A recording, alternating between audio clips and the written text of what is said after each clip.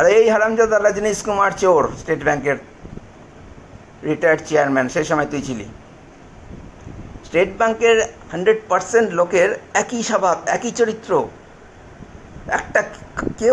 একটা কারোর মধ্যে মানবিকতা নাই সবাই। আর ইদানিং এই যে 18 সালে, ইদানিং তো না, এটা 18 সালে হয়েছে, 2018-তে সবাই কী বলে, স্টেট ব্যাংক কথায় কথায় মরাল টার্টিটিউড নষ্ট করা, এটাকেই বলে নৈতিকতার স্খলন। স্টেট ব্যাংকের 100% লোকের নৈতিকতা নাই, মানবিকতা নাই। পিশাচ নাকি এরা? এত পয়সাতে কী করে হয় 100% লোক?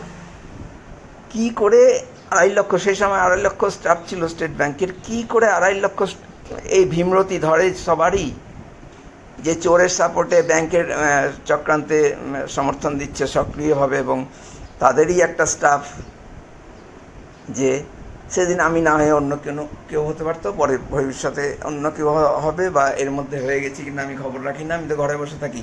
আমার তো বেরোনোর মতো এই অপমানের পর আমি তো বেরোই না মালদায় কোথাও বাড়ি থেকে।